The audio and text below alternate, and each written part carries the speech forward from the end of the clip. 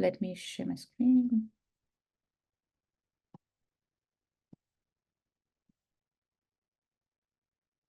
Are you able to see my screen? Yes. Okay, perfect.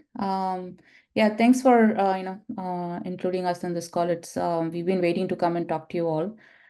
So Amazon DataZone, I'm not sure how many of you are aware of it. It's a new service on AWS, and it's a data management service that helps the producers who own the data to share data across a wider organization and have the consumers be able to, probably I should use this slide.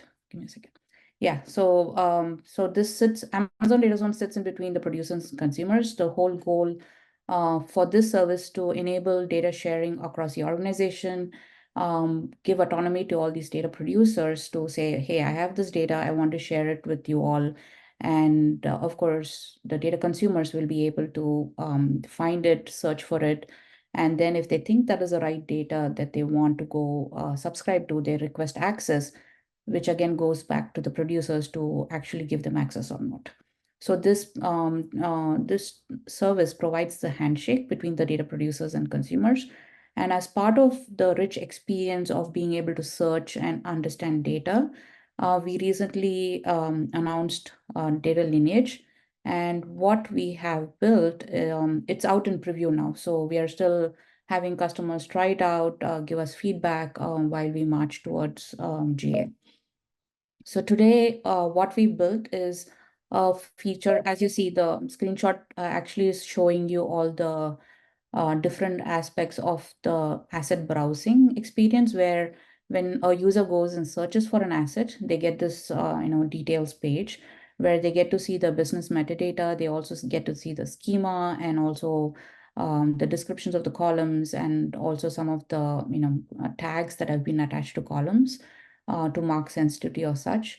And then recently we also announced a feature to add filters to limit what kind of data the consumers can see. So the producers can actually create a set of filters and limit access to these subscribers requesting access to data. Data quality is another feature in this experience where users are able to not just see the details of a particular asset. And when I say asset in DataZone, it means any type of asset. It can be a table, view, a dashboard. It can support many types of assets.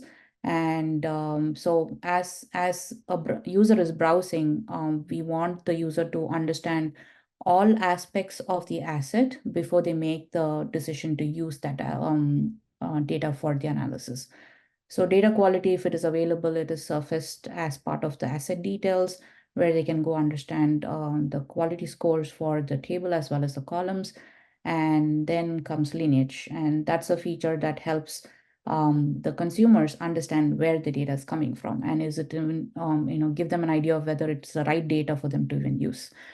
So as part of this enriched experience, we are leveraging something that you've built, OpenLineage. So we are adhering to that standard and enabling our customers to capture those events in DataZone, and then they can visualize it as you see it here. So what we announced as part of preview is API driven. So there are two aspects to this graph that you see here. One is what happens within DataZone, and the other events are what's happening outside of DataZone.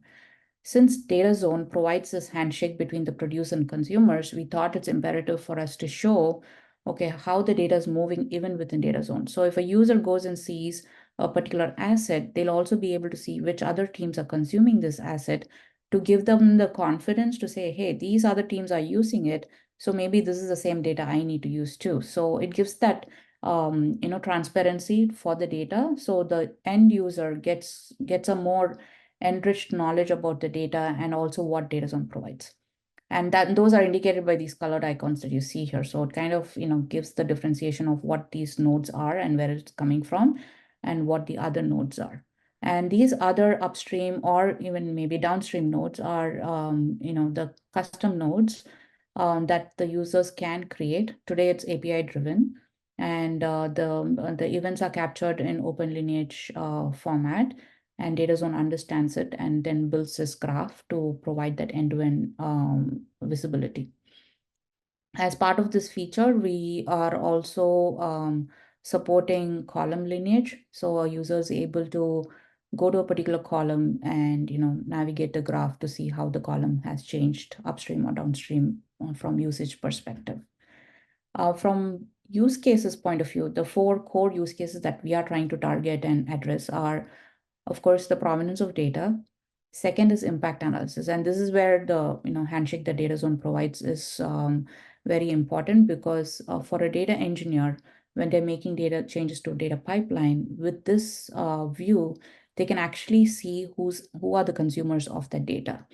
And then, based on the usage of how the data is consumed by these end users, the data engineer can actually make or understand the impact of the change that they're planning to make and take some proactive actions so the downstream processes do not break, and they can, give heads up or, keep the communication open with these consumers, since they know who they are, and make the change as needed.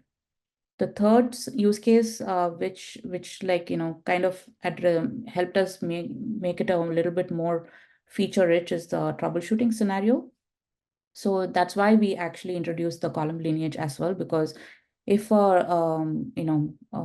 if someone from the data team wants to actually go troubleshoot and understand any problem, having that information about the column lineage is also important to see how data has changed, where the data is coming from, where it's getting aggregated.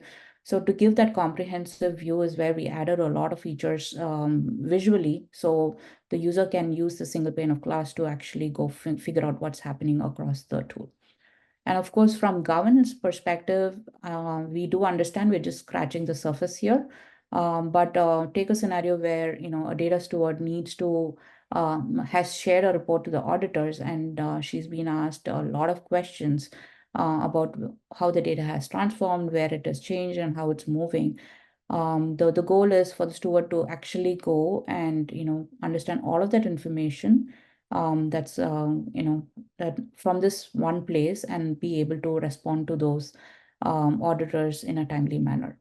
And here I would like to point out that DataZone is a service that helps sharing of data across many accounts.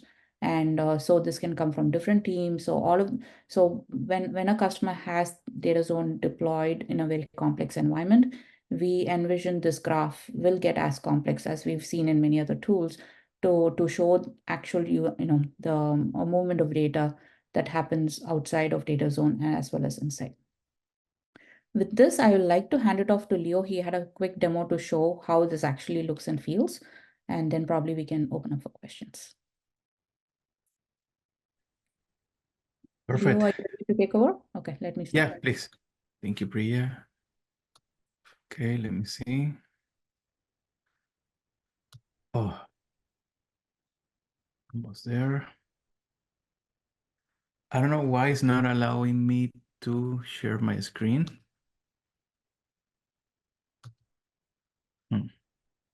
User permissions in macOS. Let me see. I just switched computers, so that may be why. Give me a second. Yeah, you're totally right. Perfect. Sorry about that.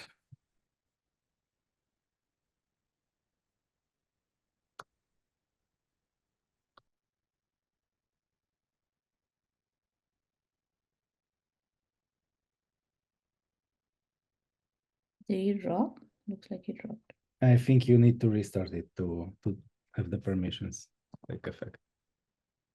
All right, while we are waiting for maybe we'll open up for questions then. Yeah, I have a question.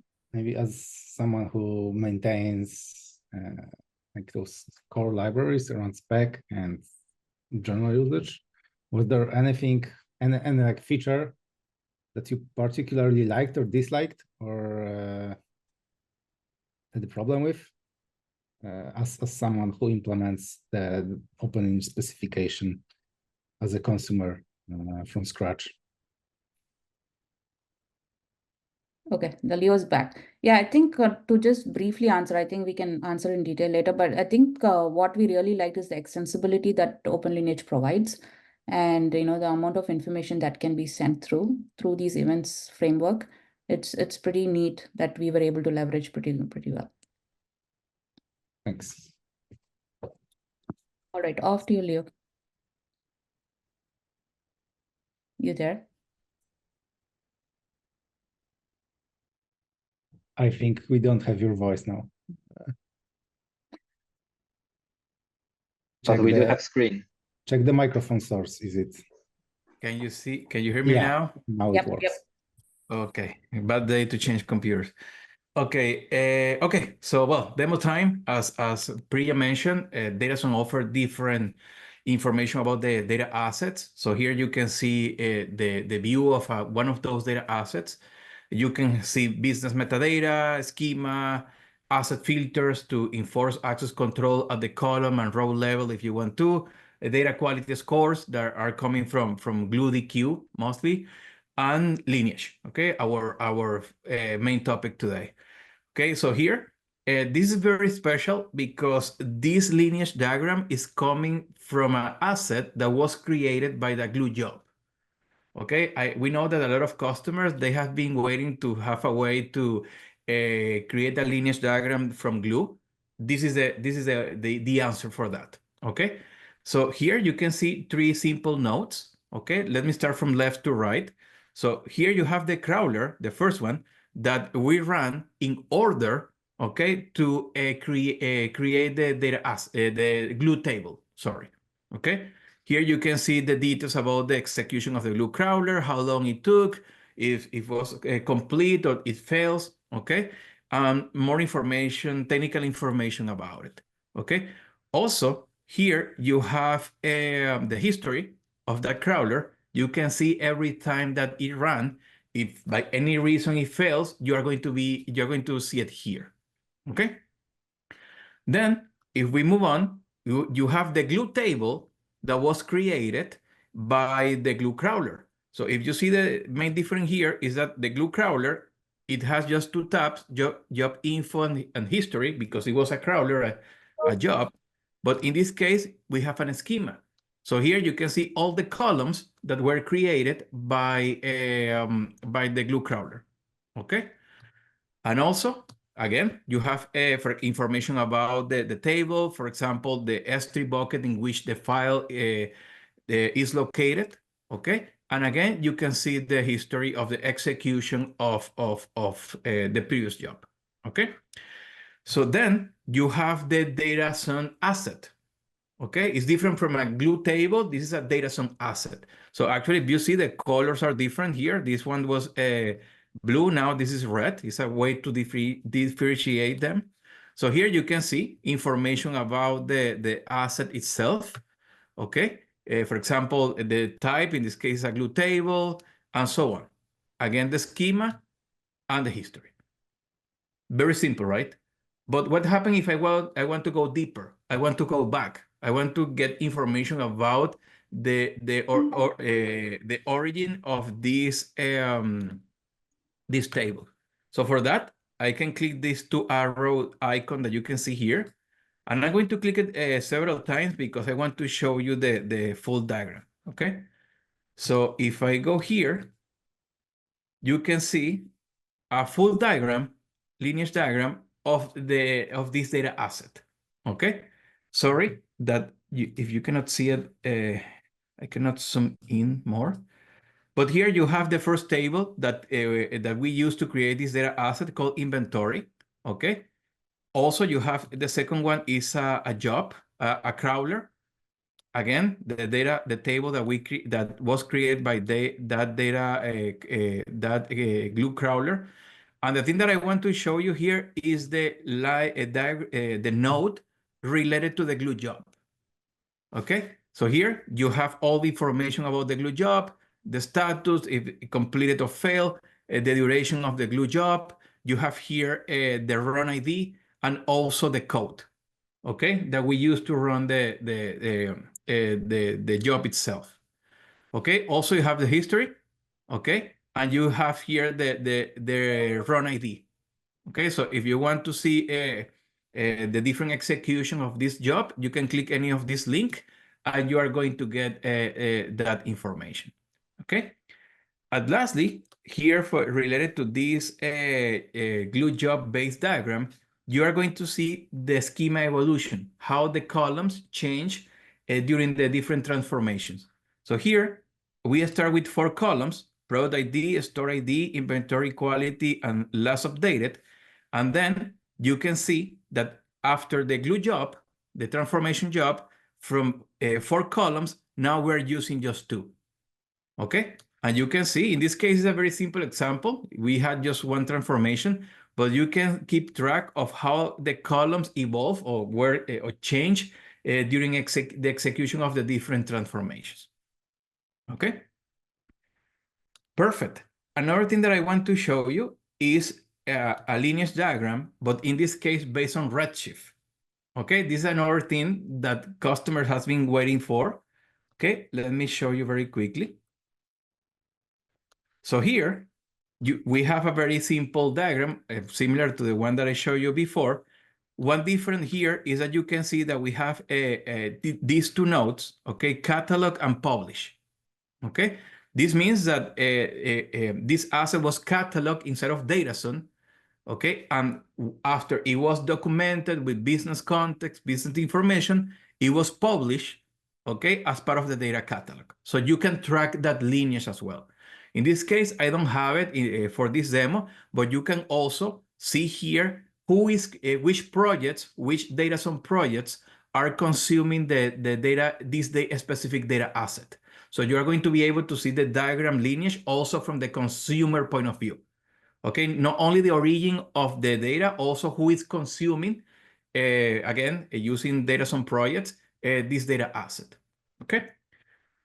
Something that very cool that I want to show you, okay, is that how we create this data asset.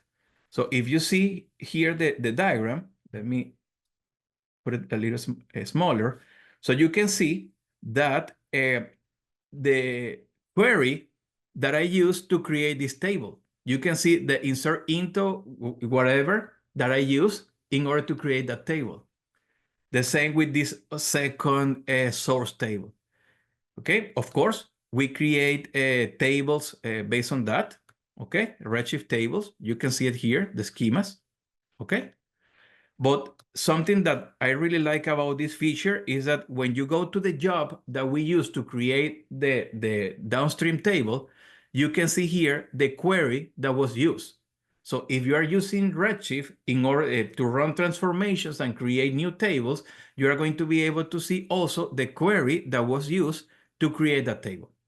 Okay, of course, you can see the execution history of this job, but now this is a good way for you to understand from where the data is coming for both Redshift and glue jobs.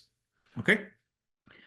If you want to try this, okay, if you want to get familiar with how DataZone create these lineage diagrams, we have a GitHub repository, okay, with all the code that we use to collect the metadata from Glue, from Redshift, and so on, and the steps about how to execute them. Okay, I'm going to copy the link in a minute in the chat window, but just to let you know that all the libraries that we use for metadata collection are here. And also, if you want to see a step-by-step guide about how to implement it, you can use, of course, the GitHub repository, but also we publish a blog post that show you step-by-step how to implement data lineage on DataZone. Here we cover glue tables, glue jobs, Redshift tables, and also manage Airflow. Okay, that's another type of diagram that you can incorporate as part of DataZone. Okay. And that's it. That's all that I have for today's demo. Thanks. I'm taking the role of MC from Michael Robinson. And Michael left, but left also a few questions for you. And one of them was wondering if you were aware of the facet registry, and maybe you will be able to contribute any custom facets that you sent to the registry. And if not, I will link the registry proposal and let you answer.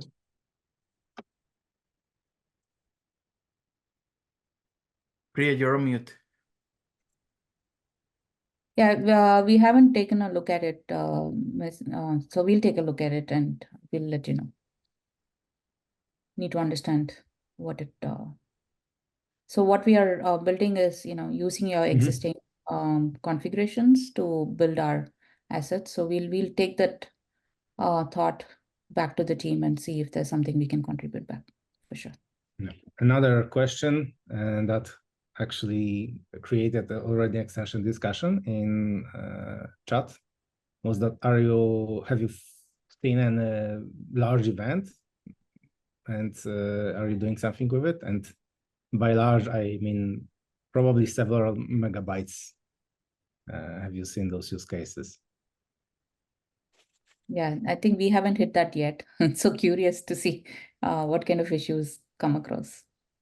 Yeah, at the moment, we are restricting the event size to 300 kilobyte on the input level. So we haven't we're pretty much like not even allowing that large size event yet, but yeah, we could experiment it on our side and see how we could from personal experience, there are some extremely large Spark jobs, which might, be able to be used as glue jobs.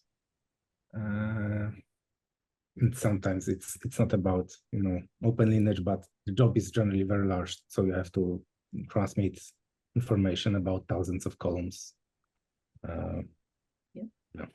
So what is the recommendation in such cases? Like, do you already have customers with similar scenarios, and how did they deal with that? Do they maybe split the events across, in different chunks and send it as separate events, or is there such mechanism supported in OpenLineage? One thing is that you can limit size of some other information that we are sending, mostly around what we call debug facets, such as logical count facet or unknown entry facet. That allows you to cut the information down by much.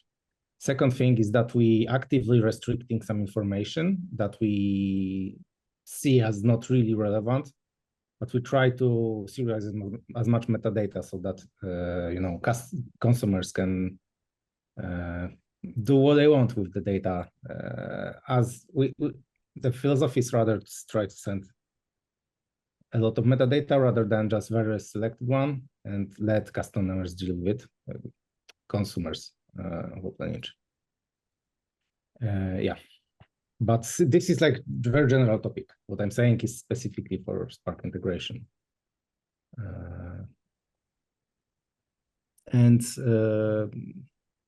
Rahul asked another question. Is Lineage data from Glue collected using Spark OpenLineage, or is there any other way of extracting this info from Glue and directly ingesting it in DataZone? We are leveraging the OpenLineage Spark listener. And yeah, actually, that's a really good question because we kind of wanted to bring this topic of creating a transport for DataZone and maybe having that included in OpenLineage package as well. Because we are leveraging the OpenLineage Spark package at the moment, but currently it doesn't have any transport that supports the CP4 sign, which is for AWS services. So maybe having a custom transport, or now call it DataZone transport created, would help us to have a direct integration. And as a part of this effort, we're also talking to Glue team to maybe have the OpenLineage Spark library loaded into their system as well, which could basically benefit the OpenLineage ecosystem. What about an easier way of just becoming a producer? And have you considered being able to export the lineage in OpenLineage format? Whether it's having an API that somebody can call and get all the information or something else. So DataZone provides a get lineage node API, which can be used for exporting. For now, we are mainly focused on just making sure the model that we have is robust enough to handle many scenarios. So once we cross that, maybe we'll think about having a single API to do the export. But for now, it is still possible with, doing some GET calls. And are those in OpenLineage format, the output? Abel, can you confirm if it's in OpenLineage format or not? Sorry, I'm missing the exact question. So what's The get lineage node API, does it? I don't think it Mhm. responds. I mean, the response is in OpenLineage format, right? No, not at the moment, but we're also exploring a route, or we're still like having some like brief conversation on maybe having like a get event like type of API where we could export that lineage information in OpenLineage format. And are you considering some proxy capabilities? So for example, if you have an AWS glue script that runs, would you be able to send information not just to your internal lineage, but to an outside tool? One of the benefits of the standard format is there may be several tools that can use that information for different purposes. Right. Yeah, We haven't got I there. mean, Definitely, we can probably get there. For now, we're just trying to, because it's still a preview feature, right? So we have a lot of work to get that done. And do I you mean, have a so- list of Mhm. which technologies it works with? So for example, AWS Glue, you can run it on like Redshift, you can run it on Hive. Is it just Redshift at this point? So today we are focused on Glue and Redshift. I mean, that's what DataZone does. Like all of these capabilities we build, we make sure there's some level of, integration between these native services. But of course, Lineage is not just about, about AWS native services too, right? Like you just pointed out, it's across the ecosystem, and definitely want to expand. But at least we want to make sure that we are able to work internally first and have that handshake and provide the right lineage. I think one of the biggest focus that we've been, pretty rooted on is the consistency of lineage nodes. So, with these different Spark jobs running, things change so quickly. And when the user is browsing the lineage, we want to make sure the lineage is consistent and accurate so they can rely on it. So that has been the core focus of, building this feature. And once we nail this and we are getting good response from customers saying that they're able to use it, then comes all these other capabilities that we can expand further. Thanks for the discussion. Priya, can we connect MWAA with DataZone? NWAA, so we are looking at if we can leverage the Airflow plugin to extend that. So something that we are actually doing a POC on. Okay, and what are the supported asset types which can be cataloged here? So the DataZone catalog, as I was saying, it supports tables, views, and also it has the support for custom assets. So those can be cataloged in DataZone. Okay. Okay, I think we all have more questions to Priya, but we still have Tomasz presentation to go through. And Tomasz, do you want to share?